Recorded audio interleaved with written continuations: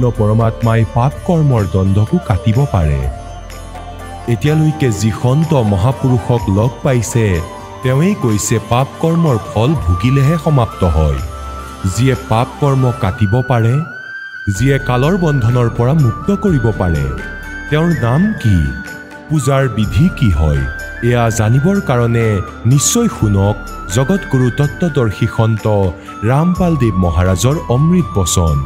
সৰ্বপবিত্ৰ ধৰ্ম পবিত্ৰ শাস্ত্ৰৰ আধাৰত পৰমেশ্বৰে নিজৰ মহিমা নিজেই কৈছে। যেতিয়ালৈকে আমি পৰমেশ্বৰে দিয়া জ্ঞান লাভ কৰা নাছিলো, যিকোনো সন্ত কোনো গুৰুৱে যিকোনো ধৰণৰ কথা কৈছিলে, যিকোনো জ্ঞান শুনাইছিলে, আমি ভাল পাইছিলো। যেতিয়াৰ পৰা পৰমেশ্বৰৰ তত্ত্বজ্ঞানৰূপী এই টৰ্চৰ প্ৰকাশ আমি পাইছিলো, তাৰপিছত ইয়াৰ পোহৰৰ ফলত আমি জানিব পাৰিলো যে এইবোৰ অযথা কথা কৈছিলে। তেন্তে পৰমেশ্বৰৰ এই জ্ঞানৰ পৰা আমি বুজিব পাৰিছো যে স্বয়ং পৰমেশ্বৰে আহি ক'লে, लखबर सूरा जूझ ही लखबर सावत दे, लखबर यति जहान में तब की तो सतगुरु शरणाली। ইয়াৰ লগতে আৰু কয় ভগৱানে कि गोरख से ज्ञानी गणे और सुखदेव जति जहान, सीता सी बहु भारिया संत दूर स्थान। পৰমেশ্বৰে কৈছে যে মহান পণ্ডিতসকলকো বিচাৰি পোৱা যাব, ধাৰাবাহিক প্ৰবচন কৰোতাসকলৰো কোনো অভাৱ নহ'ব। পৰমাত্মাই নিজৰ বাণীত কৈছে যে ज्ञानी कोट अनंत हैं, श्रोता कोट अनंत और वक्ता कोट अनंत हैं, बिरले साधु संत। তেন্তে পুণ্যাত্মাসকল,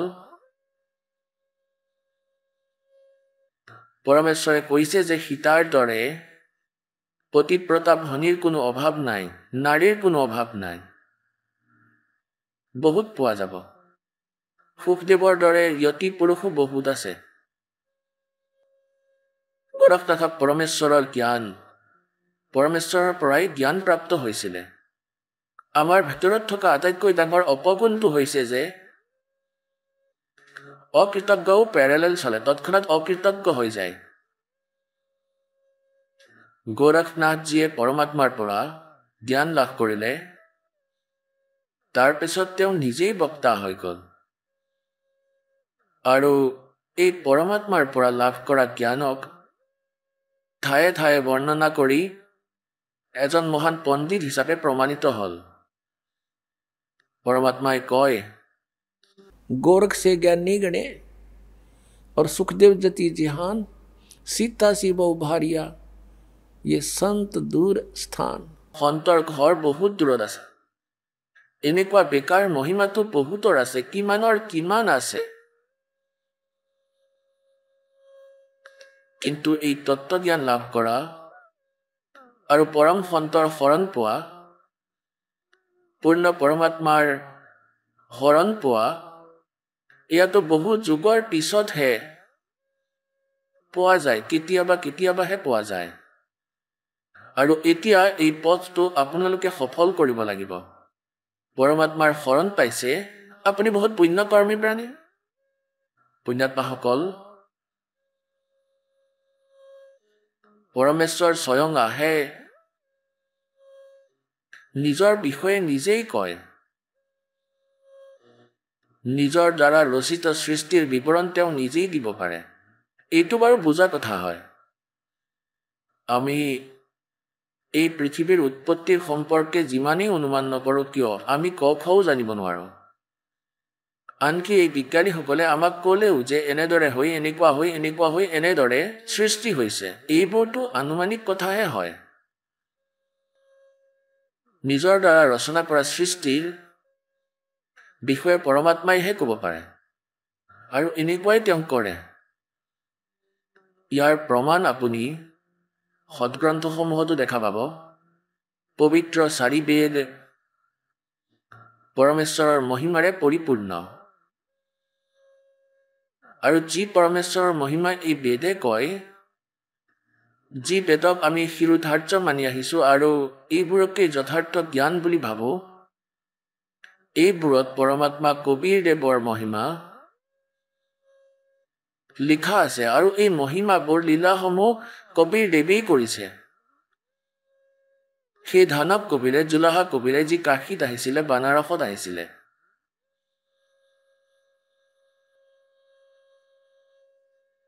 তেন্তে সেই পৰমাত্মাই আহি কৈছে,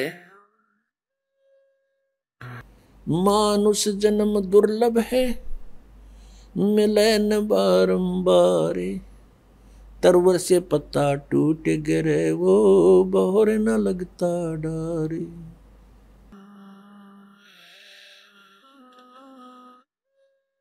পৰমাত্মাই স্বয়ং কয় যে আপুনি যিখন পৰিয়ালত বাস কৰি আছে, সেইটো মানি লোৱা যে সেয়া এডাল বৃক্ষ হয়, গছ হয়। সেই গছডালৰ আপুনি এটা পাত, আৰু যিদিনা সেই পাতটো সৰি পৰি যায়, পুনৰ স্থাপিত কৰিব নোৱাৰি। এনেদৰে এখন পৰিয়ালৰ যেতিয়া সদস্য যাৰ মৃত্যু হৈ যাব, তেওঁ পুনৰ ইয়াত থাকিব নোৱাৰিব, আহিব নোৱাৰিব সেই পৰিৱেশতেই। গতিকে পুণ্যাত্মাসকল, পৰমাত্মাই আমাক সোঁৱৰাই দিছে,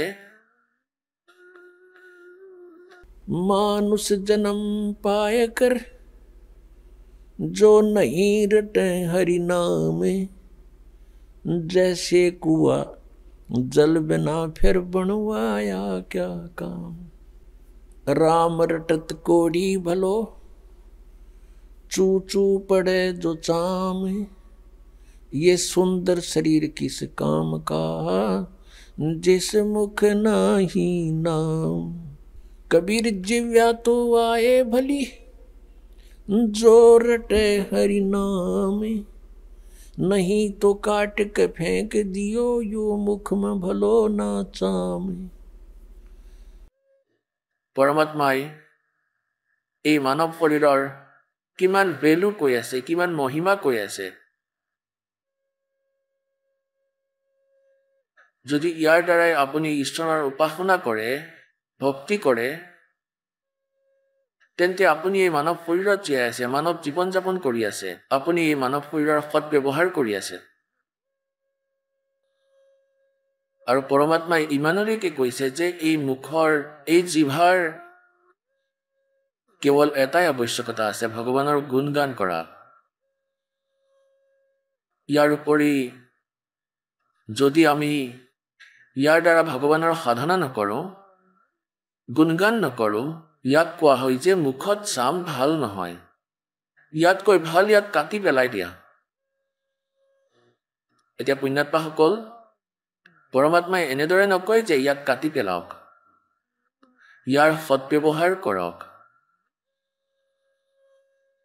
যদি আমি পৰমাত্মাৰ গুণগান নকৰোঁ, তেনেহ'লে আমি কিয় জিভাৰ ব্যৱহাৰ কৰোঁ?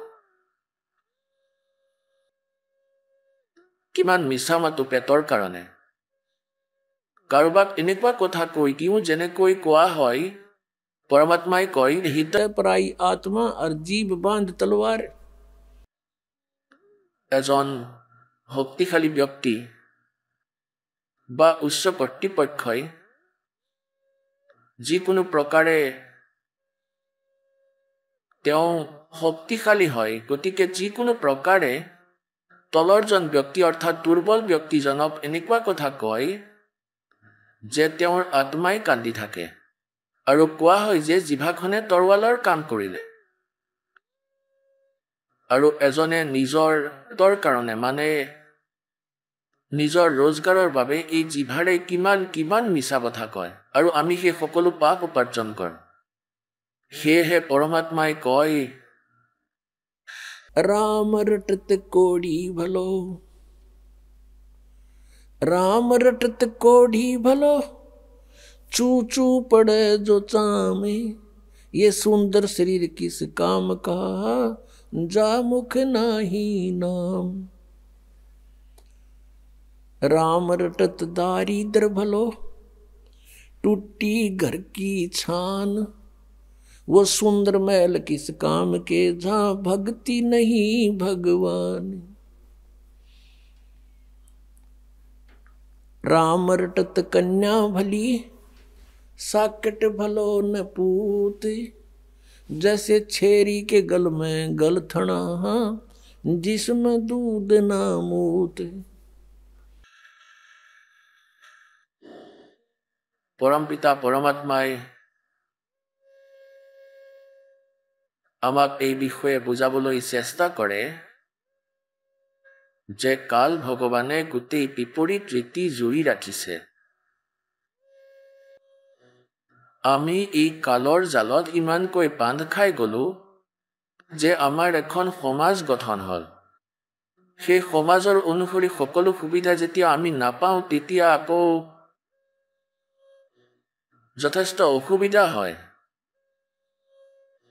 যেনেকৈ আমাৰ সমাজত পুত্ৰৰ প্ৰাপ্তি অতি গুৰুত্বপূৰ্ণ বুলি গণ্য কৰা হয়। যদি পুত্ৰ নাথাকে জীৱনটোৱেই ব্যৰ্থ, লাগিলে পুত্ৰী যিমানেই নাথাকক কিয়। গতিকে এয়া কাল ভগৱানৰ এখন প্ৰভাৱশালী জাল যি আমাৰ ওপৰত পেলাই ৰাখিছে।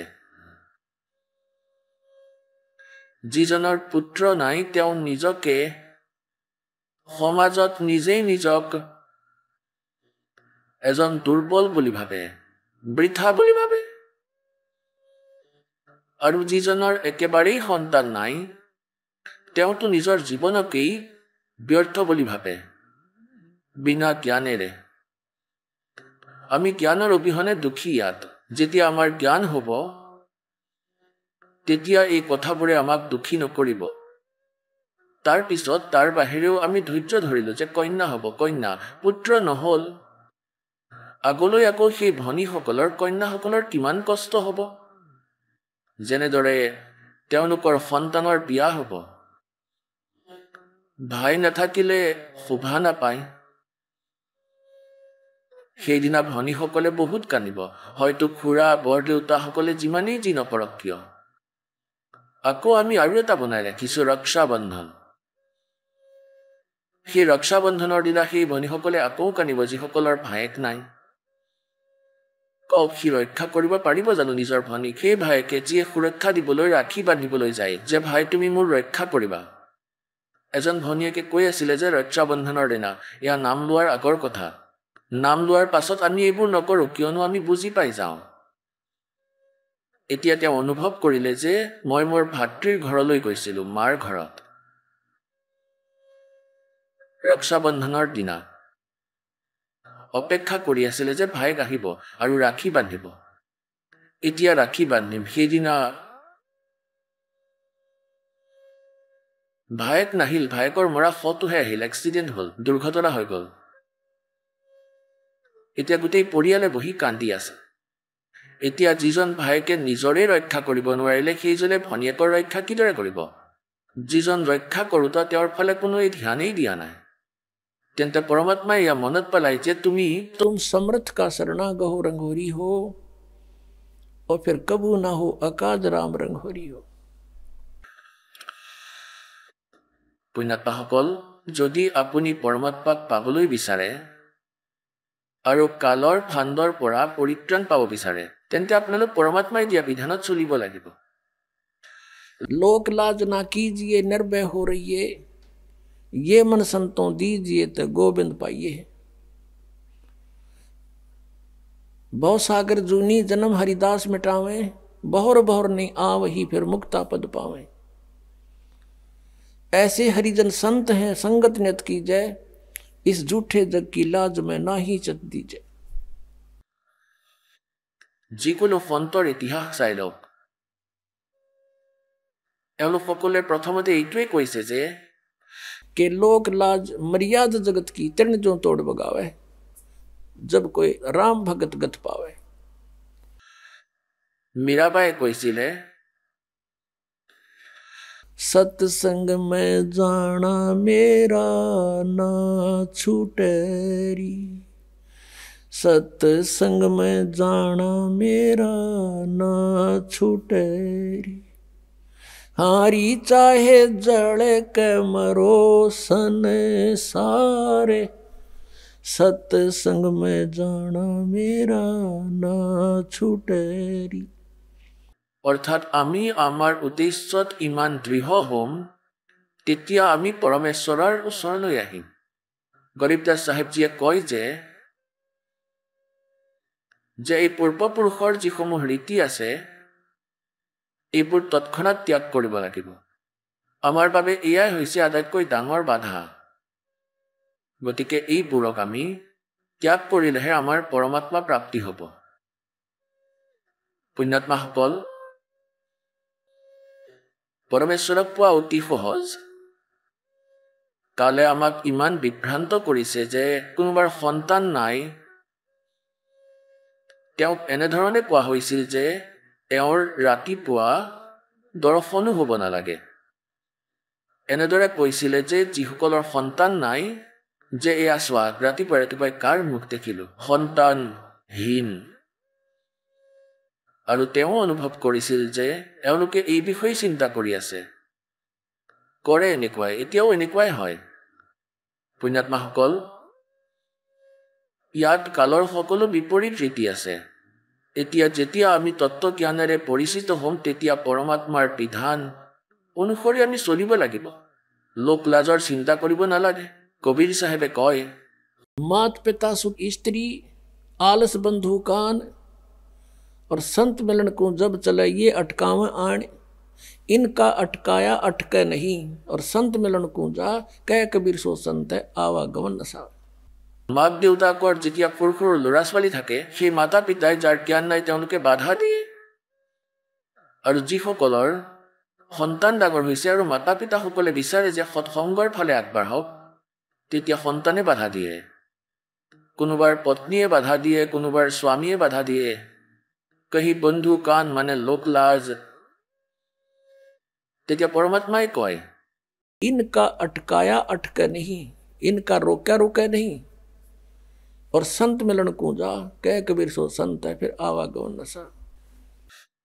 গতিকে পুণ্যাত্মাসকল, সৎসংগলৈ আহিলে জ্ঞান হয়। যেনেকৈ যিজনৰ সন্তান নাই, পৰমাত্মাৰ বিধান অনুসৰি তেওঁ সকলোতকৈ উত্তম পুৰুষ যদিহে তেওঁ ভক্তি পায়। নাম যদি নাপায় তেনেহ'লে কোনো অসুবিধা নাই, কোনো কথা নাই, সন্তান হওক বা নহওক। এনেকুৱা কথা নহয় যে যিসকলৰ সন্তান আছে তেওঁলোক নিষ্কৰ্মা, কোনো কাম নাই, নহয়। যেনেকুৱা দৃষ্টিকোণ সমাজৰ আছিল, ইয়াৰ বিপৰীত হৈছে পৰমাত্মাৰ বিধান। আমি ইয়াত ইজনে সিজনৰ সৈতে সংস্কাৰ বশত জড়িত। আৰু যেতিয়াই যাৰ সংস্কাৰ সম্পূৰ্ণ হ'ব, তৎক্ষণাৎ ইয়াৰ পৰা গুচি যাব। যিমানেই তেওঁৰ প্ৰয়োজনীয় কাম থাকি নাযাওক কিয়, আপোনালোকে এইটো ভালদৰেই জানে। এতিয়া এনেকৈ কাৰোবাৰ ডেকা পুত্ৰ মৰি যায়, এজন ব্যক্তিয়ে নিজৰ পুত্ৰক ভালদৰে পঢ়ালে, শিক্ষা গ্ৰহণ কৰালে, আৰু ইঞ্জিনিয়াৰিঙৰ ডিগ্ৰী কৰালে, আৰু তেওঁ এটা পদো পালে, চাকৰি এটাও পালে। বিবাহৰ দিন ঠিক হ'ল, বিয়াৰ 3 দিন আগতে এক্সিডেণ্টত মৃত্যু হৈ গ'ল। এতিয়া একমাত্ৰ পুত্ৰ আছিলে, এতিয়া কি ক'ব? এতিয়া বেচেৰাই কান্দি আছে। গতিকে পুণ্যাত্মাসকল, এয়া ভাবিব লাগিব যে যাৰ যিমানখিনি সময় যাৰ লগত কটাবলগীয়া আছে, সিমানখিনি সময়হে থাকিব পাৰিব, ইয়াতকৈ বেছি নহয়। ইয়াতকৈ বেছি মানে এয়া আগলৈ কোৱা হ'ব যে পৰমেশ্বৰ কবীৰজীৰ শৰণলৈ অহাৰ পিছত আৰু গোটেই পৰিয়ালটোৱে মালিকৰ চৰণৰ আশ্ৰয় ল'লে। ইয়াত ক'ব লগা কি আছে? যিয়ে ল'ব সি সকাহ অৱশ্যেই পাব। গতিকে এতিয়া এনেধৰণৰ দুৰ্ঘটনাও নহ'ব যদি নিয়ম ঠিক ৰাখা। जब लग हंसा हमरी आना और काल लगेनी तेरा बाणा। যেতিয়ালৈকে পৰমাত্মাই কয় যে হে জীৱ আত্মা, যেতিয়ালৈকে তুমি আমাৰ মৰ্যাদাত আছা, তেতিয়ালৈকে কালৰ পাল নপৰে, কালৰ তীৰ নালাগিব। পৰমাত্মাৰ মৰ্যাদাৰ এয়া নিয়ম হয়। के 100 वर्ष तक सतगुरु पूजा एक दिन आन उपासी, वो अपराधी आत्मा फिर पड़े काल की फांसी। পৰমাত্মাই কৈছে যে 100 বছৰ ধৰি সাধনা কৰি আছা, যেনেধৰণে মই কৈছোঁ, और एक दिन आन उपासी, এদিন বেলেগ উপাসনা কৰি দিয়া, পূজা কৰি দিয়া, তেনেহ'লে সেয়া হৈছে অপৰাধী আত্মা, পুনৰ কালৰ জালত পৰিব। গতিকে এই নিয়ম কেতিয়াও খণ্ডন হ'ব নালাগে। আমি আমাৰ নামক দৃঢ়তাৰে নিয়ম পালন কৰি আগবাঢ়িব লাগে, তেতিয়া চাব মালিকৰ খেল। গতিকে যি নিসন্তান, তেওঁলোকৰ আগলৈ কোনো লেনদেন নাই, তেওঁলোকৰ নিজৰ মাজত কোনো সংস্কাৰ বাকী নাই। সন্তৰ মতে তেওঁ এজন অতি ভাল আত্মা, যদি তেওঁলোকে এই পথটো পায়। অন্যথা পৰমাত্মাই কয়, যিসকলে সৎ সাধনা কৰা নাই, তেওঁলোকৰ সন্তান থাকক বা নাথাকক দুয়োটাই একেই। যিসকলৰ সন্তান আছে তেওঁলোকো বেয়া নহয়, কিয়নো মানৱ জীৱনত পৰমাত্মাৰ ভক্তি লাভ কৰিছে। গতিকে পৰিয়ালৰ লগত সন্তানো আহক শৰণলৈ। তাৰপিছত তেওঁলোকৰ যি সংস্কাৰ আছে সেয়া সহজ ভাৱেৰে পাতল হৈ নাইকিয়া হৈ যাব, আৰু সিহঁতক কেতিয়াও আঘাত হ'বলৈ নিদিয়ে ভগৱানে। আয়ুস বঢ়াই দিব পৰমাত্মাই, ইয়া তেওঁৰ সমৰ্থ শক্তি। আৰু যিকোনো পৰমাত্মা যাক আমি ভগৱান মানিছিলোঁ, তেওঁলোকে আয়ুস এক্সটেণ্ড কৰিব নোৱাৰে।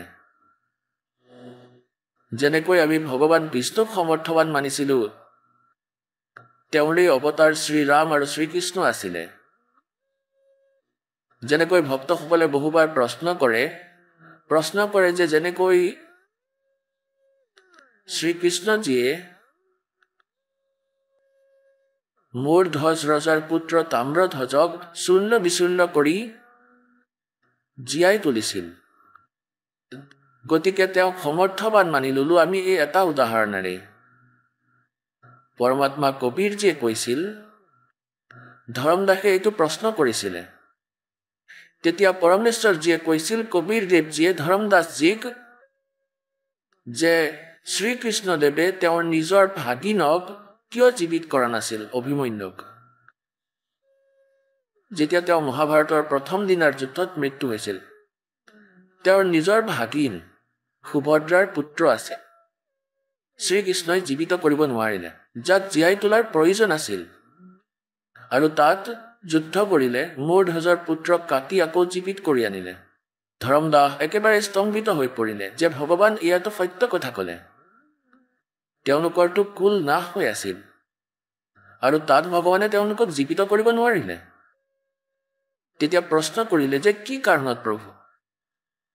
তেতিয়া পৰমেশ্বৰজীয়ে ক'লে যে তাম্ৰধ্বজৰ আয়ুস বাকী আছিল, আৰু ইমানখিনি সফলতা তেওঁৰ আছে যে তাক নিজেই কাটি নিজেই জীয়াই তুলিব পাৰিছে, কিন্তু অভিমন্যুৰ আয়ুস বাকী নাছিল। শ্ৰীকৃষ্ণই একোৱেই কৰিব পৰা নাছিল, আৰু না কৰিব পাৰিলেহেঁতেন।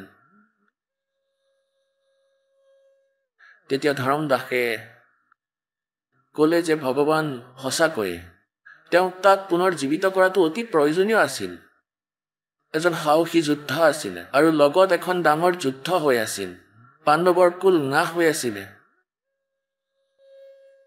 এই ধৰণে পৰমাত্মাই আমাক সোঁৱৰাই দিয়ে যে तुम कौन राम का जपते जापम ताते कटे ना ये तीनों तापम। এতিয়া প্ৰশ্ন হৈছে যে যেতিয়া আমি এই পৰমেশ্বৰৰ শৰণলৈ আহিম, তেতিয়া ই আমাৰ আয়ুসো বৃদ্ধি কৰাব। এয়া সমৰ্থ শক্তি হয়, এওঁ পৰমেশ্বৰ, এওঁ পূৰ্ণ পৰমাত্মা। আৰু বেদেও সাক্ষী দিয়ে যে ভগৱানে আয়ুস বৃদ্ধি কৰাব পাৰে, কিন্তু এই পৰমাত্মাজন কোন হয়? তেওঁ হৈছে পূৰ্ণ ব্ৰহ্ম, কবীৰ দেৱ হয়। ইয়াত আপোনাক অলপ দেখুৱাওঁ, আহক, যে সমৰ্থ শক্তি। চাওক, এনেই শুনি মুখে মুখে চলি অহা কথাটো আমি বহুত শুনিছোঁ, দন্ত কথাও বহুত শুনিছোঁ। যেতিয়ালৈকে আপুনি প্ৰত্যক্ষভাৱে নেদেখে প্ৰমাণসমূহ,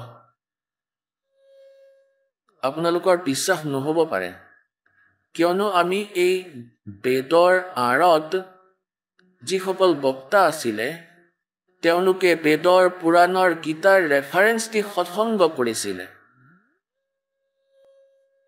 আৰু আমি ভাবিছিলোঁ যে তেওঁলোক সংস্কৃতৰ বিদ্বান হয়, তেওঁলোকে সংস্কৃত লগত কৈ আছে, তেওঁলোকে হয়তো সৎগ্ৰন্থসমূহ ভালদৰে জানে। আৰু এই বুলি কৈছিল যে যিবোৰ প্ৰাৰব্ধ হয় সেয়াটো ভুগিবই লাগিব। যাৰ আয়ুস য'ত শেষ হ'বলগীয়া আছে তাতেই হ'ব, ইয়াৰ কোনো বিকল্প নাই। আৰু পৰমাত্মাৰ মহিমা এই গুণতেই লিখা আছে যে পৰমাত্মাই আমাৰ আয়ুস বঢ়াব পাৰে, আমাৰ জীৱনলৈ আহিবলগীয়া সংকটৰ নাশ কৰিব পাৰে। তেওঁলোকে কেনেকৈ কৰিব পাৰিব? যিসকলৰ সাধনা সত্য হয় আৰু শাস্ত্ৰ অনুকূল হয়, তেতিয়াহে তেওঁলোকে ভালকৈ সকাহ পায়। পৰমাত্মাই আমাৰ আয়ুসো বঢ়াব পাৰে। আপোনালোকক বেদত দেখুৱাই আছো, কিয়নো শিক্ষাৰ পৰা লাভ এইটোৱে হৈছে যে আমি সৎগ্ৰন্থসমূহ নিজেই পঢ়িব পাৰোঁ। আৰু যেতিয়ালৈকে আমি নিজেই বুজি নলওঁ তেতিয়ালৈকে আমাক যিয়েই যেনেকুৱাই ক'ব আমি তাকেই মানি লওঁ, যাৰ ফলত আমি আজিলৈকে ইয়াত ভ্ৰমিত হৈ আছো আৰু নকল সন্তৰ পিছত ওলমি আছো। এয়া চাওক, এয়া হৈছে ঋগ্বেদ। আপোনালোকক দেখুৱাইছো এয়া ক'ৰ পৰা প্ৰকাশিত।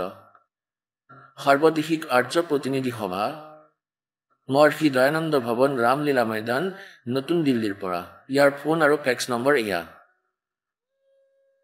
ইয়াৰ মুদ্ৰক হৈছে prince offset printers, 1510 পটৌদি house, Daryaganj, নতুন দিল্লী। ঋগ্বেদৰ মণ্ডল নম্বৰ 10 সূক্ত 161 আৰু মন্ত্ৰ নং 2। যদি ৰোগী ধ্বংস জীৱন শক্তিৰ হয়, অৰ্থাৎ যাৰ জীৱন ধ্বংস হ'বলৈ ওলাইছে, হৈ গৈছে অথবা সীমাৰ বাহিৰলৈ ওলাই গৈছে, যদি মৃত্যুৰ নিকটত গৈ পাইছে, তেতিয়াও সেই ৰোগীক এয়া চাওক, দয়ানন্দৰ ভক্তই মই বৈদ্য লিখি দিলে। কাৰণ দয়ানন্দই এইটো বিশ্বাস কৰিছিলে যে ভগৱানে একো কৰিব নোৱাৰে, না ৰোগীক আৰোগ্য কৰিব পাৰে, না আয়ুস বঢ়াব পাৰে। সেয়েহে ইয়াত লিখিছে যে মই বৈদ্য, ৰোগৰ পৰা পৰিত্ৰাণ দিওঁ, হাতৰ মুঠিৰ পৰা কাঢ়ি আনো, আৰু 100 শৰৎ ঋতুলৈ অৰ্থাৎ 100 বৰ্ষলৈ জীয়াই থাকিবলৈ ইয়াক বলযুক্ত কৰোঁ। এতিয়া ইয়াত যি ইচ্ছাকৃতভাৱে তেওঁ যি কথা লিখিলে এই মূল পাঠত, ইয়াত বৈদ্যৰ উল্লেখ নাই, কিয়নো বেদ কোনো মেডিচিনৰ কিতাপ নহয়। ইয়াত ভগৱানৰ বিৱৰণ আছে, মহিমা আছে। ইয়াত আকৌ এবাৰ এনেদৰেই লিখি দিলে, পৰমাত্মাই কয়, चोर चुरावे तुमड़ी, वो गड्ढे पानी में, वो गड्ढे हुआ ऊपर आवे ना, सच्चाई छानी ना। কিন্তু ক'ৰবাত নহয় ক'ৰবাত পৰমাত্মাই ইহঁতৰ চকু বন্ধ কৰি দিছিল। য'ত তেওঁলোকে সত্য লিখিছিলে, নিবিচৰাকে লিখিছিলে, ভগৱানে লিখুৱাইছিলে, তেন্তে কি লিখিছিলে চাব। ঋগ্বেদ মণ্ডল নম্বৰ 9 সূক্ত 80 আৰু মন্ত্ৰ নম্বৰ ইয়াৰ 2। হে পৰমাত্মন, আপুনি উপাসকৰ আয়ু বঢ়াওতা হয়। ইয়াত আকৌ পাহৰি গ'ল বৈদ্য লিখিব। চাওক, পৰমাত্মাকে चोर चुरावे तुमड़ी, गड्ढे पानी में, वो गड्ढे हुआ ऊपर आवे ना, सच्चाई छानी ना। আৰু দেখুৱাই আছো ইয়াৰে অনুবাদত চাব। এয়া আকৌ দেখুৱাই আছো, আৰু এটা দেখুৱাই আছো এওঁলোকৰে। পৰমাত্মাই চাওক, যদি এই দাসে আপোনালোকক অনুবাদ কৰে বা কয়, তেন্তে এইটো কেনেকৈ হ'ব? আপোনালোকৰ বিশ্বাস হৈ যাব পাৰে, কিন্তু এনেকৈ হ'বলৈ নিদিয়ে। এনেকুৱাকৈ কৈ আপোনাক ভ্ৰমিত কৰি দিব যে লাম্পালে সংস্কৃত নাজানে, এওঁ বেদৰ কি অনুবাদ কৰিব। আৰু এনেকৈ আমাৰ কবিৰ চাহেবৰ বিষয়ে এওঁলোকে বাধা দি কৈছিল যে কবিৰ অশিক্ষিত হয়, অক্ষৰৰ জ্ঞান নাই, এইবোৰ হৈছে সংস্কৃতৰ বিষয়। এই সৎগ্ৰন্থবোৰ বুজি পোৱাৰ এই শিপিনীৰ সমৰ্থ আছে জানো? তেওঁ মিছা কথা কয়, আৰু পৰমাত্মাই সকলোবোৰ সঁচাই কৈছিল। 600 বছৰ আগতে এইবোৰ কথা কৈছিলে, যি দাসে সৎগ্ৰন্থসমূহৰ লগত আপোনালোকক মুখামুখি কৰাইছে। আৰু তেওঁৰ পৰাই আজি পৰমাত্মাই অনুবাদ কৰি ৰাখিছে। তেওঁৰেই অনুবাদত পৰমাত্মাই দয়া কৰিছিল। নতুনকৈ কোনে ক'ব যে মই কাল হয় আৰু ভগৱান কোনোবা আন হয়? গীতাত সকলো কোৱা আছে। মালিকে কোৱালে, সি গমেই নাপালে কেনেকৈ কি কৈ গ'ল। আৰু সত্য কোৱাই দিলে দাতাই, ব্ৰহ্মটো, কালটো, যে সেই পৰমাত্মাটো কোনোবা বেলেগ হয় আৰু মইতো কাল হয়, সকলোকে খাবলৈ আহিছোঁ। তেতিয়া সি গৰ্বৰে ক'লে যে মোকতো ইয়াত বাধা দিয়া কোনো নাই, গতিকে মই কৈ দিওঁ। আৰু সঁচাকৈ কৈ দিলে। এতিয়া আমাৰ কামত আহিব। এতিয়া চাওক, এইখন ঋগ্বেদ হয়, ইয়াৰ দ্বিতীয় ভাগ। ই দীঘল, ডাঙৰ আকাৰত আছে। ডাঙৰ আকাৰত আছে। প্ৰকাশক হ'ল পণ্ডিতা ৰাকেশ ৰাণী। আৰু এইটো ক'ৰ পৰা ছপা হৈছে? প্ৰধান কাৰ্যালয়, বেদ মন্দিৰ, মহাত্মা বেদ ভিক্ষু সেৱা আশ্ৰম, লেখ ৰামনগৰ, ইব্ৰাহিমপুৰ, মুখমেলপুৰ, দিল্লী। দুৰ্ভাষ এয়া দয়ানন্দ সংস্থান। আৰু এয়া হৈছে ইয়াৰ অনুবাদক মহাত্মা বেদ ভিক্ষু ভাৰতেন্দ্ৰ নাথ। আৰু দয়ানন্দ সংস্থান, কৰলবাগ, নতুন দিল্লী। ইয়াৰ অনুবাদ কৰা হৈছে। এয়া চাব, এয়া হৈছে ঋগ্বেদ মণ্ডল নম্বৰ 10, সূক্ত 161। এয়া 161 আৰু এয়া ইয়াৰ দ্বিতীয় মন্ত্ৰ। আৰু ইয়াত খুব ভালদৰে অনুবাদ কৰা হৈছে। সত্যতা, যদি কোনো ৰোগী এজনৰ জীৱন শক্তি সমাপ্ত হৈছে, তেওঁৰ আয়ু আৰু নাই, যদি তেওঁ সীমা অতিক্ৰম কৰিছে, যদি তেওঁৰ মৃত্যুৰ নিকটলৈ গৈছে, তেতিয়াও তেওঁক মই বেছি কষ্ট প্ৰদান কৰা ৰোগৰ পৰা মই মুক্ত কৰাওঁ। আনকি তেওঁক 100 বৰ্ষ অৰ্থাৎ 100 বছৰৰ জীৱন হেতু বল সম্পন্ন কৰোঁ।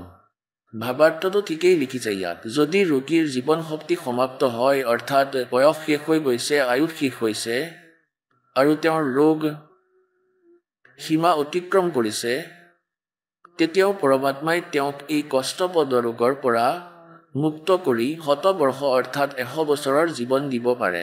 ইয়াত একেবাৰেই সঁচা লিখিছে, কিয়নো ইয়াত পৰমাত্মাৰ মহিমাৰ বিৱৰণ আছে, কোনো বেদৰ বা ঔষধৰ কিতাপ নহয়। এয়া চাওক, ঋগ্বেদ মণ্ডল নম্বৰ 9, সূক্ত নম্বৰ 80হে। ইয়াত 82 লিখি থৈছে, ভুল লিখি ৰাখিছে। কাৰণ ইয়াৰ পৰা আৰম্ভ হৈছে, 80ৰ পৰা, আৰু আগত 82 আৰম্ভ হৈছে। এয়া 79 সমাপ্ত হৈছে, এয়া 80 আৰম্ভ হৈছে। আৰু ইয়াৰ দুটা মন্ত্ৰ ইয়াত আছে। ইয়াত আগলৈ 82 আৰম্ভ হৈ যায়, সেয়ে লিখিছে ইয়াত 81। ইয়াত 81 পূৰ্ণ হৈ গ'ল। এয়া ঋগ্বেদ মণ্ডল নম্বৰ 9, সূক্ত 80। এয়া 81। ইয়াত 81 নম্বৰটো আছে, 80 নম্বৰটো ইয়াত সমাপ্ত হৈছে। ইয়াত চাওক, ইয়াত ইয়াৰ দ্বিতীয় মন্ত্ৰ। ইয়াৰ মণ্ডল নম্বৰ 9, সূক্ত 80 বুজি লওক। হে পৰমাত্মান, আপুনি উপাসকৰ আয়ু বঢ়াওতা হয়, যি একেবাৰে সঠিক লিখা আছে ইয়াত। এতিয়া পুণ্যাত্মাসকল, আমি সেই পৰমাত্মাৰ শৰণ গ্ৰহণ কৰিব লাগে, যিজনৰ বেদে গুণ গায়। পৰমেশ্বৰে স্বয়ং কয়, वेद मेरा भेद है, मैं ना वेदन के माही, और जौन वेद से मैं मिलूं ये वेद जानते नहीं।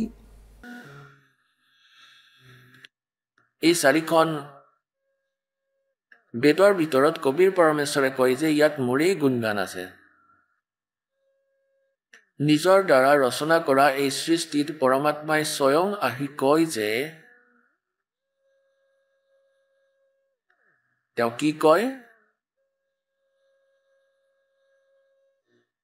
যে আপুনি ইয়াত কেনেকৈ আহি বন্দী হ'ল এই কালৰ জালত। যেতিয়ালৈকে আমি এই কথা গভীৰভাৱে বুজি নলওঁ যে আমি কেনেদৰে কালৰ জালত বন্দী হৈছোঁ, এটা ক্ষণৰো বিশ্বাস নাই। নাজানো কেতিয়া ক'ত বজ্ৰ পৰি যায় এই লেতেৰা লোকত। আমি এজন প্ৰজাহে। ইয়াৰ ৰজাসকলৰ দুৰ্গতি, আকস্মিক মৃত্যু দেখি আমি এই বিশ্বাস কৰা উচিত যে এই লোক ঠিক নহয়। কিন্তু আমাৰ ওপৰত ইমান প্ৰেছাৰ আছে এই কাল ভগৱানৰ, আমি ভাবিবলৈ চেষ্টা কৰিলেও আমাৰ হাতত ইমান সময় নাথাকে। আৰু যেতিয়া মৃত্যু হৈ যায় তেতিয়া দিনৰ দিনটো কুকুৰ হৈ য'তে ত'তে ঘূৰি ফুৰি থাকে।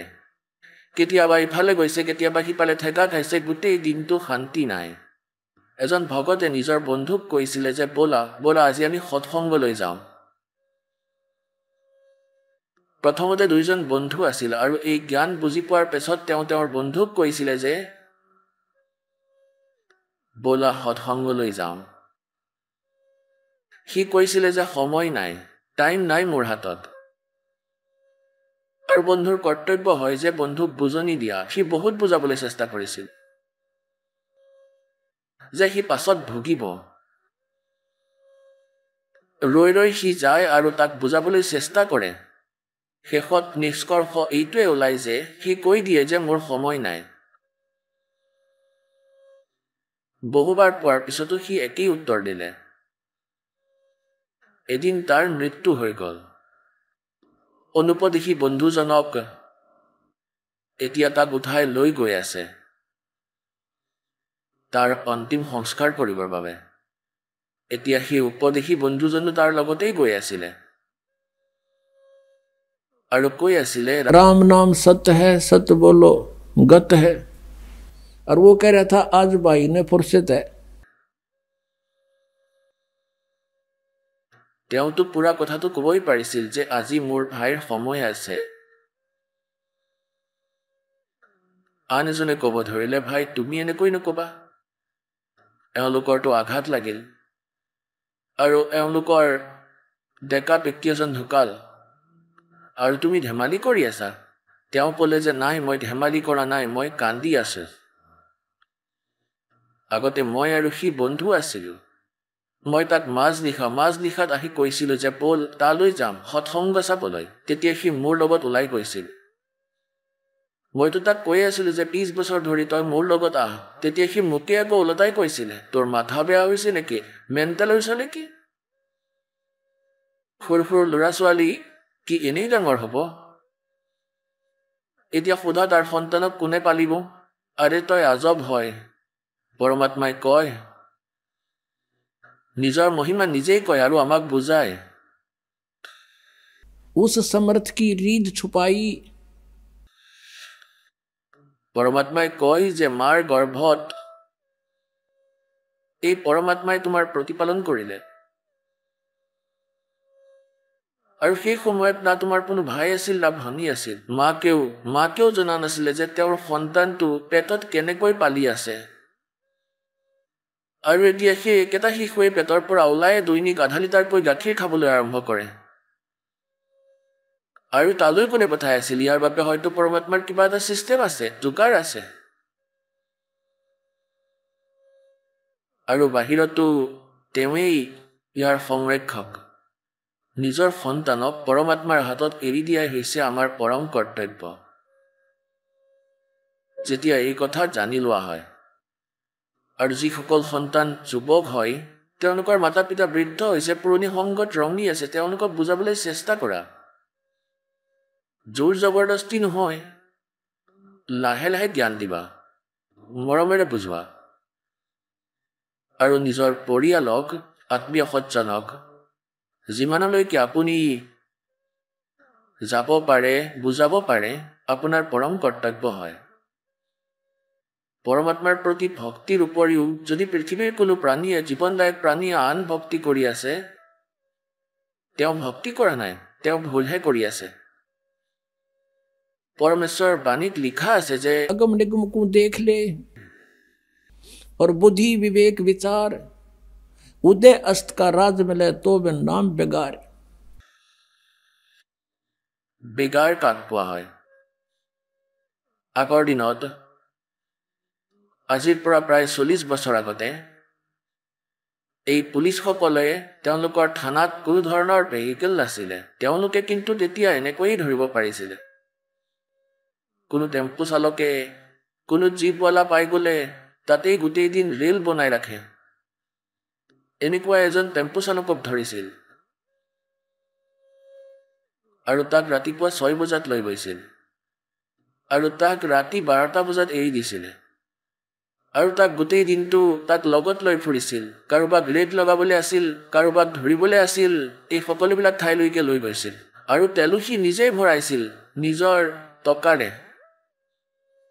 আৰু নিজৰেই টকা খৰচ কৰি থাকিলে গোটেই দিনটো আৰু টেম্পুখন অলপ সময় এঠাইত ৰৈ থাকিব পৰা নাছিল সেই টেম্পুখন ইফালে বল সিফালে বল তালৈকে বল 5 দিনা টেম্পু চালক নিজৰ ষ্টেণ্ডলৈ আহিল য'ৰ পৰা যাত্ৰী উঠায় আৰু তেওঁ সুধিলে যে কালি যে নাহিলা কিবা হৈছিল নেকি তেতিয়া তেওঁ ক'লে যে মই এনেই ফুচি গ'লো এটা কামত বেকাৰত ফচি গ'লো কালি ৰাতিপুৱা লৈ গৈছিল 6 বজাতে পুলিচে আৰু ৰাতি এৰিলে 12টা বজাত আৰু দুজন CRPF লগত লগাই দিলে সেই দুজনক যদি ধৰিলো হয় তেনেহ'লে মোৰ উপাৰ্জন 20,000 হ'ল হয়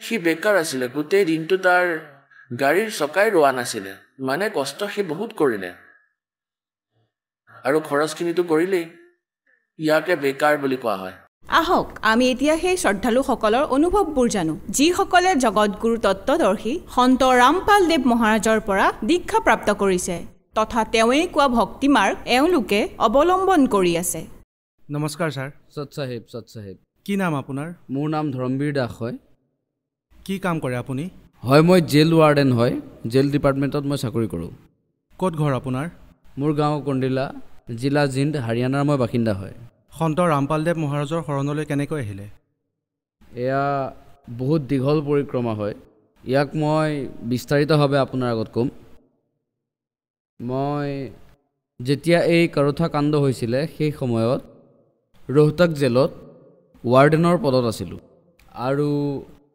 বহুত কথা শুনিলোঁ যে ভাই এনেকুৱা হৈছিল কৰোথা কাণ্ড আমি পঢ়িছিলোঁ খবৰ কাগজত গতিকে বৰ দুখ হ'ল এনেকুৱা কথা শুনি ভাই যে সকলো সন্ত এনেকুৱাই কৰে আৰু কিছুদিন পিছত গম পালোঁ যে সন্ত ৰামপালদেৱ মহাৰাজ আমাৰ ৰোহতাক জেলত আহিব আৰু মোৰ তাতে ডিউটি আছিলে যে মই ভাবিলোঁ আহক তাতে ভালকৈ কথা পাতিম আৰু সুধিম যে এইটোৱে বাস্তৱতে সঁচা কথা নে তাৰ পাছত মোৰ কিছু বন্ধু আছিলে মোৰ গাঁৱৰ যিসকলে সদগুৰু ৰামপালদেৱ মহাৰাজৰ পৰা উপদেশ লৈ থৈছিলে গতিকে মই গৈ ক'লোঁ যে তোমালোকৰ গুৰুদেৱৰ বিষয়ে বাতৰি কাকতত এনেকুৱাকৈহে আহিছে তেওঁ বহুত বেয়া কাম কৰে তেওঁলোকে ক'লে যে নহয় ভাই আমাৰ গুৰুদেৱে কেতিয়াও এনেকুৱা কাম নকৰে কিন্তু মোৰ বিশ্বাস নহ'ল এই কথাটোৰ তেতিয়া মোৰ এজন বন্ধুৱে সি গাঁৱত কেবুলৰ এনেতো তাৰ প্ৰাইভেট স্কুল আছে সি গাঁৱত কেবুল টিভি চলায় মই তাৰ ঘৰৰ বাহিৰত থিয় হ'লোঁ আৰু বহুত বেয়াকৈ ক'লোঁ তাক তোমাৰ গুৰুদেৱে এনেকুৱা কৰে মই তোমাৰ তালৈ নাহোঁ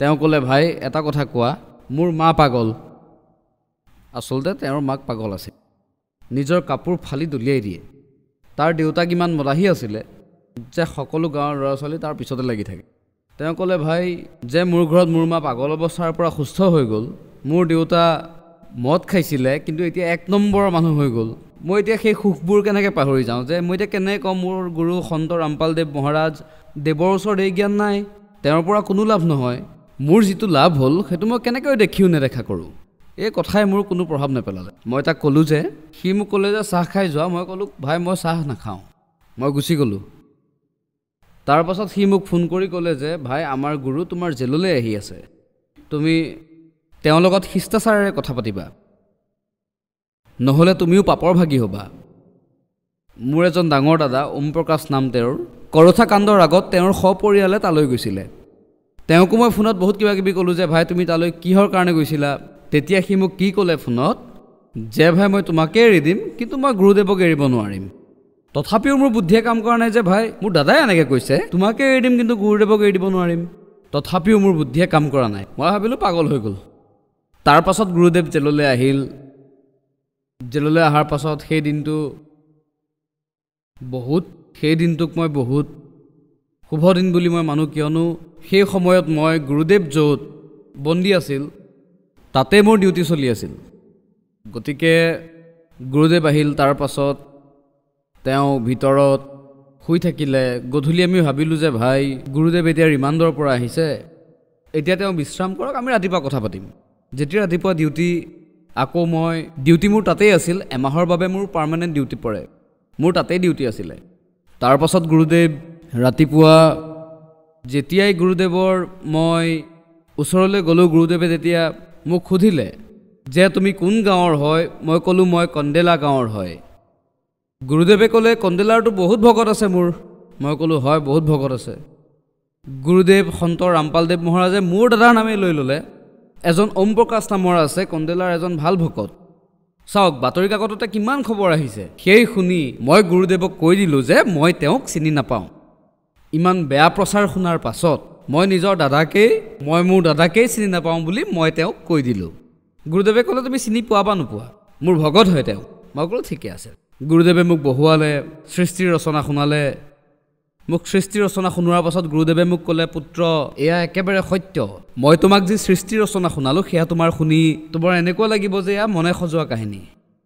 গতিকে মই সৃষ্টিৰ ৰচনা শুনাৰ পাছত মোৰ ডিউটি শেষ হৈ গ'ল আৰু মই গুচি গ'লোঁ। তাৰ পাছত মোৰ যেতিয়াই ডিউটি থাকে মই গুৰুদেৱক লগ কৰিবলৈ গুচি যাওঁ। তাত কোঠালিলৈ গুচি যাওঁ, কিবা কিবি সোধোঁ। এদিন মই এনে সুধিলোঁ গুৰুদেৱ আপোনাৰ যি ভকত আছে তেওঁলোক আপোনাক পৰমাত্মা বুলি মানে? তেতিয়া ক'লে হয় পৰমাত্মা বুলি মানে মোক পুত্ৰ। মই ক'লোঁ নামানে আপোনাক পৰমাত্মা, কাৰণ মোৰ মনত খেলি মেলি চলি আছে, মই এজন সাধাৰণ মানুহ। তেতিয়া ক'লে কি হ'ল পুত্ৰ? মই ক'লোঁ ভগৱান বুলি যদি মানিছেই তেতিয়াহ'লে উভতি কিয় গৈ আছে? আপোনাক ভয় কিয় কৰি আছে? সন্মুখলৈ আহিব লাগে। গুৰুদেৱে ক'লে কোনো কথা নাই পুত্ৰ, এতিয়া ভয় খাই আছে তেওঁলোকে, সন্মুখলৈ আহিব। গতিকে এনেকৈ সদায় মই গুৰুদেৱক সোধোঁ যে আপুনিতো মাৰ্গৰ কথা কৈ আছে, তাতে ইমান খেলি মেলি কি? ইয়াৰ কাৰণ কি? তেতিয়া গুৰুদেৱে ক'লে যে পুত্ৰ সকলো সত্য প্ৰকাশ কিতাপখনৰ কাৰণেই খেলি মেলি হৈছে। মই প্ৰজেক্টৰত দেখুৱাইছিলোঁ এইখন, আৰু যিমানবোৰ আৰ্য সমাজী আৰু আচাৰ্য বহি আছে তেওঁলোকে এইখন বেছি উপাৰ্জন কৰি আছে। ইয়াত বাস্তৱতে কিবা বেলেগ লিখা আছে আৰু সমাজক কৈ আছে কিবা বেলেগ। গতিকে এই কথাতে খেলি মেলি হৈছিলে। মই এয়া এক কেৱল পৰোপকাৰৰ কামহে কৰি আছোঁ, মই সঠিক ভক্তিবিধিয়ে কওঁ। মই ক'লোঁ যে এই পৃথিৱীত এনেকুৱা মানুহ ক'তোৱে নাই যিয়ে পৰোপকাৰৰ বাবে কাম কৰে, নিস্বাৰ্থভাৱে কাম কৰে। তেতিয়া গুৰুদেৱে ক'লে মই দাসহে। গতিকে সেই সময়ত মোৰ এনেইতো খেলি মেলি হৈ আছিলে। মোৰ গুৰুদেৱে কৈছিলে, মই এই কথাত বিশ্বাস নকৰিলোঁ, কথাটো মোৰ সঠিক যেন লগা নাছিল। ক'লে যে তুমি সঠিক বুলি ভাবা বা নভবা, মই যি কৈ আছোঁ সেয়াই সত্য। তেতিয়া সেই প্ৰভাৱৰ বাবে মই মোৰ গাঁৱৰ যিজন বন্ধুৱে কেবল টিভি চলাই আছিল তাক মই ক'লোঁ ভাই তুমি কেছেট চলোৱা কৰা, গুৰুদেৱৰ জ্ঞানৰ গতিকে তত্ত্বজ্ঞানৰ বাৰ্তাৰ কেছেট আছিল। তাত যেনেকৈ মই সদায় ঘৰ গ'লে সেই কেছেট চলাই দিছিলোঁ। এদিন ৰাতি মই কেছেট শুনি আছিলোঁ 10-10:30 মানৰ কথা। এখন কেছেট ইমান মাৰ্মিক কেছেট আছিল, মই কি যে ক'ম মোৰ গুৰুদেৱৰ বিষয়ে। মোৰ হৃদয় ফাটি গৈছিলে। সেই পৰমাত্মা সৎগুৰুদেৱ তেওঁ কৈছিলে যে এই দাসৰ জিভা কাটি যাব যদি মই মিছা কথা কৈছোঁ। মই সমাজৰ কল্যাণৰ কাৰণে এই জ্ঞান শুনাই আছোঁ। গতিকে গুৰুদেৱৰ সেই জ্ঞান শুনাৰ পাছত অন্তৰত লাগিল মোৰ, সেই সন্তই কৈ আছে যে এই দাসৰ জিভা কাটি যাব আৰু মোৰ কোনো স্বাৰ্থ নাই। গতিকে সেই কথা মোৰ অন্তৰত লাগিল। সেই সময়ত আকৌ মই গুৰুদেৱক গৈ ক'লোঁ, গুৰুদেৱ আপোনাৰ এনেকুৱা কেছেট শুনিলোঁ, বহুত নিৰ্মল জ্ঞান। তাৰপিছত ভিতৰত মোৰ যি খেলি মেলি চলি আছিল সেইবোৰে বাৰে বাৰে মোৰ জ্ঞানখিনি আকৌ আঁতৰাই দিছিলে। এদিন ৰাতি 2 বজাত ডিউটি থকাত মই গুৰুদেৱৰ ওচৰলৈ গ'লোঁ। গুৰুদেৱে মোক বহুৱাই ক'লে যে পুত্ৰ এনেকৈ ভক্তি কৰিব লাগে পৰমাত্মাৰ। গতিকে গুৰুদেৱে যি শুনালে সকলো ভক্তি কৰাৰ পাছত মোক ক'লে যে পুত্ৰ বুজিলানে তুমি? মোৰ মুখৰ পৰা অট'মেটিকেলি মই ক'বও বিচৰা নাছিলোঁ, কিন্তু মোৰ কোৱা গ'ল যে হয় একেবাৰে সত্য, আপোনাৰ জ্ঞান একেবাৰে শুদ্ধ, ময়ে এনেকুৱা পাপি যে মোৰ ভিতৰত সোমোৱাই নাই এই জ্ঞান। তেতিয়া গুৰুদেৱে ক'লে যে এতিয়া সোমাব এই জ্ঞান, তোমাৰ ভিতৰত এতিয়া সোমাব। সেইদিনাৰ পৰা মোৰ ভিতৰত সেই জ্ঞান একেবাৰে ভিতৰত সোমাই গ'ল, যি গুৰুদেৱে কৈছিলে সোমাই গ'ল। এদিন যেতিয়া গুৰুদেৱে খোজকাঢ়ি আছিল আৰু মই তাতে বহি আছিলোঁ, গুৰুদেৱে মোক উপদেশ দিয়া নাছিল, মই এনেই জ্ঞান শুনি আছিলোঁ। তেতিয়া এজন ব্যক্তি আহিলে, মোৰ লগতে কাম কৰা এজন আহিয়ে তেওঁ ক'লে, হাঁহি ক'লে যে আপোনাকতো মাটিৰ লগত মিহলাই দিলে।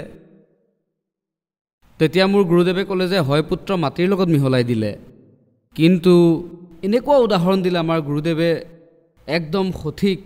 ক'লে ভাই খেতিয়কে 40 কিলো অন্ন মাটিত মিহলাই আৰু তাৰ পৰা 70 মন উঠাই লৈ যায়। এনেইতো এই সন্ত আহে, এনেইতো জেললৈ আহিব নালাগে তেওঁলোক, কিন্তু এই সন্তক, এই দাসক মনত পেলাব লাগিব যে সেই দুষ্ট আচাৰ্যসকলে নিজৰ উপাৰ্জনৰ বাবে এনেকুৱা এজন সন্তক, যাক চকুত বহাই পূজা কৰিব লাগে, তেওঁক জেললৈ পঠিয়াই দিলে।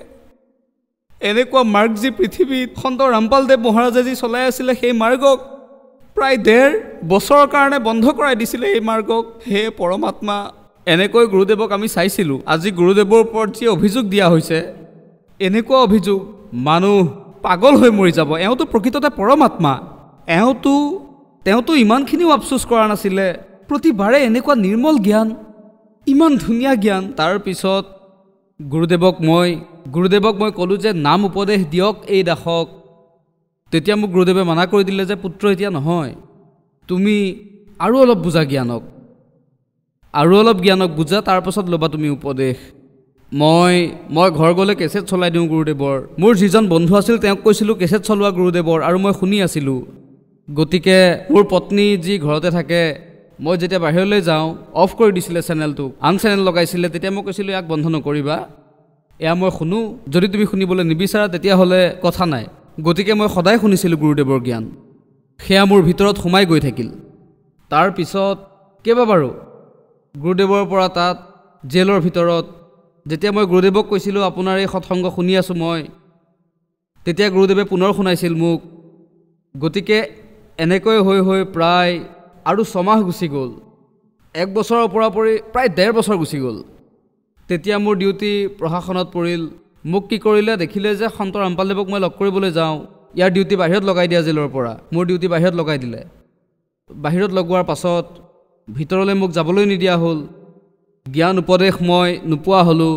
এদিন এনেকৈ গুৰুদেৱে, সোমবাৰৰ দিন আছিল 24 আগষ্টত 2 বজাত গুৰুদেৱে লগ কৰিবলৈ আহিছিলে। তেওঁ অহাৰ পাছত সুযোগ লৈ মই ডিউটিলৈ গুচি গ'লোঁ। আৰু এনেকৈ মই গুৰুদেৱৰ ফালে এনেকৈ আদৰভাৱে প্ৰণাম কৰিলোঁ। গুৰুদেৱে মোৰ ফালে ইংগিত দিলে যে পুত্ৰ এইফালে আহা। মই গ'লোঁ। যোৱাৰ পাছতেই পৰমাত্মাই, সদগুৰু ৰামপালদেৱ মহাৰাজে মোক নাম উপদেশ দিলে আৰু ক'লে, পুত্ৰ বাহিৰত পানী আৰু মিঠাই লৈ যাবা আৰু ভকতসকলক খুৱাবা। সেইদিনাৰ পৰা মই এনেকৈ নাম উপদেশ পালোঁ। গতিকে মই নাম উপদেশ লোৱাৰ পাছত যি প্ৰশাসন আছিলে, সেই প্ৰশাসনৰ সকলো কৰ্মচাৰী, ছুপাৰিণ্টেণ্ডেণ্ট সকলো মোৰ বিৰুদ্ধে, আৰু 2-4জন বন্ধু, মোৰ লগৰ আৰু বন্ধু আছিলে যিসকলে লগতে নাম লৈছিলে। গতিকে প্ৰশাসন বিৰোধী হ'ল। তেওঁলোকে এদিন আমাক মাতিলে আৰু ক'লে, ভাই আপুনি এই পোছাক পিন্ধিয়ে আঁঠু লয়, সেই ৰামপালৰ শৰণত পৰে আপুনি। প্ৰশাসনৰ সকলো লোকে অপমান অনুভৱ কৰে, অপমান। মই ক'লোঁ যে এয়াতো পৰমাত্মাৰ কথা, আমি কোৱানো কোন, এয়া পৰমাত্মাৰ, আমি দাস, সদগুৰু ৰামপালদেৱ মহাৰাজৰ দাস। মই জেল ছুপাৰিণ্টেণ্ডেণ্টক ক'লোঁ যে আপুনি যেতিয়া ডিউটিলৈ আহে আপুনি পৰমাত্মাক মানে? তেতিয়া ক'বলৈ ধৰিলে যে মই মানো। সেই ছুপাৰিণ্টেণ্ডেণ্টক মই ক'লোঁ যে আপুনি যিটো ৰাস্তাৰে আহে তাত এটা মন্দিৰ পায়নে? তেতিয়া আপুনি তাত আঁঠু নল'বনে? তেতিয়া ক'লে যে হয় মই আঁঠু ল'ম। তেতিয়া মই ক'লোঁ যে আমাৰ পৰমাত্মা সদগুৰু ৰামপালদেৱ মহাৰাজ, আমাৰ মন্দিৰ এওঁৱেই হয়, আমি ৰ'ব নোৱাৰোঁ, আমি তেওঁক প্ৰণাম কৰিমেই কৰিম। আপুনি মোক ছাছপেণ্ড কৰে, ডিছমিছ কৰে, যিয়ে কৰে কৰক। তেতিয়া তেওঁ ক'লে যে ঠিকেই আছে, যদি তুমি নামানা কৰি থাকা। তেতিয়া এনেকৈয়ে প্ৰশাসনৰ সকলো ছিষ্টেম চলি থাকিলে। তাৰ পাছতেই যেতিয়া এই কৰোঠাকাণ্ডটো হৈছিলে, যাৰ পাছত এই কৰোঠাকাণ্ডটো হৈছিলে, আমাৰ লগত DC অফিচ আৰু SP অফিচৰ পৰা 2-4জন বিষয়া আহিছিল জেলৰ পৰা তালৈ, পুলিচৰ। গতিকে আমি তেওঁক সুধিছিলোঁ যে কৰোঠাকাণ্ডটো কেনেকৈ হৈছিল, আপুনি আছিলেনে তাত? তেওঁ কৈছিলে যে হয় মই তাতেই আছিলোঁ আৰু এই সকলোবোৰ কথা সঁচা। গতিকে এনেকৈ কৈছিলে। আমাৰ একেলগে খোৱা বোৱা উঠা বহা আছিলে। কিন্তু যেতিয়া মোৰ জ্ঞান হ'ল, গুৰুদেৱে ক'লে যে কথাটো বেলেগ আছিল, সত্যাৰ্থ প্ৰকাশৰহে কথা আছিল, সত্যতা এইটোহে। তেতিয়া মই তৰ্ক কৰিলোঁ যে আপোনালোকে কি কৈ আছে, এনেকুৱা হৈছিল বুলি, আৰু গুৰুদেৱে কথাটো এইটো কৈ আছে আৰু সত্যটো এইটোৱে হয়। গতিকে এদিন মই তেওঁৰ পৰা এনেকৈ তৰ্ক কৰিছিলোঁ যে আপুনি মিছা কয়। তেতিয়া এজন বিষয়াই ক'লে যে ভাই এইটোহে সঁচা হয়, আমি সেই সময়ত মিছা কৈছিলোঁ, এইটো সঁচা নহয়, যিটো তুমি কৈ আছা সেইটোহে সঁচা। তেতিয়া মোৰ মনলৈ আহিল যে হে পৰমাত্মা, হে সদগুৰুদেৱ, ইমান কষ্ট দিলে আপোনাক সেই দুষ্টসকলে, তথাপিও এই সমাজে চাওঁ কিমান মিছা কয়। সকলোৱে মিছা কথা কৈ আছে ভ্ৰমিত কৰিবৰ বাবে। গতিকে সেই দিনাৰ পৰা আকৌ মই একেবাৰে মনতে ডাঠি ল'লোঁ যে গোটেই সমাজে মিছা কথা কৈ আছে আৰু গুৰুদেৱে যি কৈ আছে সেয়াই সঁচা। তাৰ পাছৰ পৰা মই গুৰুদেৱৰ লগতে থাকোঁ, যাওঁতে প্ৰণাম কৰোঁ। প্ৰশাসন আমাৰ বিৰুদ্ধে হৈ গ'ল। প্ৰশাসনে মোৰ ট্ৰান্সফাৰ কৰাই দিলে আম্বালালৈ, যে ভাই তুমি আম্বালা গুচি যোৱা ক'ব ধৰিলে তেওঁলোকে। তাৰ পৰা ট্ৰান্সফাৰ হোৱাৰ এয়া আগৰ কথা। যেতিয়া গুৰুদেৱক লগ কৰিছিলোঁ তেওঁৰ সৈতে এটা ভাল সম্পৰ্ক আছিল। নাম উপদেশ লোৱাৰ পাছত মোৰ মনলৈ আহে আৰু মই গুৰুদেৱক লগ কৰিবলৈ যাওঁ। মই নাম উপদেশ ল'লোঁ। যেতিয়াই গ'লোঁ মোৰ মনলৈ আহিল যে ভাই তালৈ গৈও মই তেওঁৰ শৰণ চোৱা নাছিলোঁ, এতিয়া তেওঁৰ শৰণ কেনেকৈ স্পৰ্শ কৰোঁ। মই তেওঁৰ ওচৰলৈ গৈ আকৌ ঘূৰি আহিলোঁ। আকৌ এবাৰ মোৰ মনত প্ৰেৰণা হ'ল, আৰে ভাই সন্ত হয় তুমি নামানা কিয়, শৰণাপন্ন হোৱা। গেটলৈ আহি মই আকৌ ভতি গ'লোঁ। তৃতীয়বাৰ আকৌ মোৰ মনলৈ আহিল, আৰে তুমি যোৱাই কিয় তালৈ, যদি গৈছাই শৰণ চুই লোৱা গুৰুদেৱৰ। গতিকে যেতিয়া মই গেটৰ ফালে আগবাঢ়িলোঁ, গুৰুদেৱ সন্মুখত থিয় হৈ আছে। তেওঁ পৰমাত্মা, তেওঁ মনৰ কথা জানেই। যেতিয়া মই গুৰুদেৱৰ শৰণত স্পৰ্শ কৰিলোঁ, তেওঁ বুকুৰ মাজত খাবতে ধৰিলে মোক এনেকৈ। সেই অনুভৱ, সেই সুখ। গুৰুদেৱে ক'লে পুত্ৰ এতিয়া যদি মই 2 বছৰ জেলত থাকোঁ মোৰ কোনো কথা নাই, মই আহিছিলোঁৱে তোমাৰ কাৰণে পুত্ৰ। সেই দিনটোলৈ মোৰ আজিও মনত পৰে। আগতেতো মোৰ জ্ঞানেই নাছিলে। পৰমাত্মাই ইমান দয়া কৰিলে মোৰ দৰে নিজ এটাক, সমস্ত পৰিয়ালক। মোৰ বিয়া হোৱাৰো বহুত বছৰ হৈ গৈছিলে, কোনো সন্তান নাছিলে মোৰ। তেতিয়া মই গুৰুদেৱক প্ৰাৰ্থনা কৰিলোঁ যে আমাৰ গুৰুদেৱ সন্তান নাই। তেতিয়া ক'লে পুত্ৰ তোমালোকে নাম লোৱা, তোমালোকৰ ভাগ্যত সন্তান নাই, তেতিয়াহে তোমালোকৰ সন্তান হ'ব। পৰমাত্মাই তোমালোকক নিজৰ ফালৰ পৰা সন্তান দিব। গতিকে সেইদিনা মোৰ অৰ্ধাংগিনীক মই ক'লোঁ যে পৰমাত্মা হয় তেখেত, পূৰ্ণ সন্ত, তেওঁৰ জ্ঞান শুনা তুমি। চিডি শুনিবলৈ ধৰিলে, তেতিয়া তেওঁৰো জ্ঞান হৈ গ'ল। তাৰ পাছত তেওঁ গুৰুদেৱক প্ৰাৰ্থনা কৰিলে। মই গুৰুদেৱক ক'লোঁ তেওঁ নাম ল'ব বিচাৰে। তেওঁ ক'লে যে বাহিৰত কৈ দিবা নাম দিবৰ বাবে, মোৰ আদেশ আছে। তেওঁ তেতিয়া নাম উপদেশ দি দিলে গুৰুদেৱৰ আদেশত বাহিৰত। তাৰপিছত এবছৰৰ ভিতৰত আমাৰ পৰমাত্মাই তেওঁৰ কৃপাৰে এটা সন্তান, এটা ল'ৰা দিলে। সেই পৰমাত্মাৰ কি সুখৰ কথা কওঁ, ইমান সুখ হৈছে মোৰ। সেই পৰমাত্মাৰ ইমান দয়া আছে।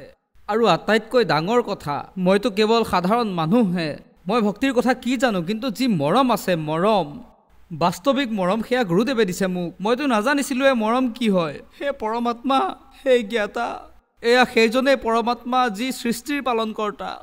এওঁ পূৰ্ণ সন্ত কবিৰ পৰমেশ্বৰ হয়। তেওঁতো এক লীলা কৰি আছে, আমাৰ দৰে সাধাৰণ মানুহৰ বাবে কৰি আছে সকলো। এটা আত্মাৰ বাবে এই পৰমাত্মাই লাখ টকা খৰচ কৰি দিয়ে। আৰু এই সমাজে কয় যে তেওঁ বেয়া কৰি আছে। এওঁ পূৰ্ণ পৰমাত্মা পৰমেশ্বৰ হয়। যি পূৰ্ণ পৰমাত্মা সন্ত থাকে তেওঁতো বেয়া নকৰে কাৰো। এওঁতো নিজৰ সন্তানৰ কাৰণে শিক্ষা দি আছে এই জ্ঞানেৰে যে তোমালোকে নিজক চিনি পোৱা। এই জ্ঞান এনেকুৱা পবিত্ৰ জ্ঞান, হে পৰমাত্মা এই পৃথিৱীত যিকোনো সন্তকে চাই লওক, কাৰো আধাৰেই নাই জ্ঞানৰ। আৰু এওঁ এনেকুৱা জ্ঞান দি আছে, মুক্তিৰ মাৰ্গ দেখুৱাই আছে, বৰ্ণনা কৰি আছে, আৰু এওঁকে মানুহে নিন্দা কৰে। হে পৰমাত্মা, মই এই সভ্য সমাজক এইটোৱে ক'ম যে এই সন্তক তেওঁক চকুৰ পলকত বহুৱাই পূজা কৰিব লাগে। আৰু সমাজৰ মানুহক ক'ম যে নিজক আৰু নিজৰ পৰিয়ালক যিমান সোনকালেই হওক ইয়াত মুক্তিদাতা সন্ত ৰামপালদেৱ মহাৰাজৰ শৰণলৈ আহি নিজৰ মুক্তি কৰাওক। আৰু সকলো ভাই ভনীক জনোৱা যে বাস্তৱিক জ্ঞান ইয়াতহে পোৱা যায়। মই এইটোৱে ক'ব বিচাৰোঁ। সৎ চাহি। ধন্যবাদ।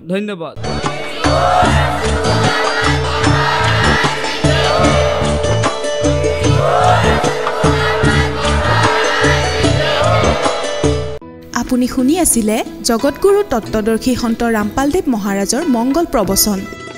অধিক জানিবৰ বাবে ভিজিট কৰক আমাৰ ৱেবছাইট www.jagatgururampalji.org।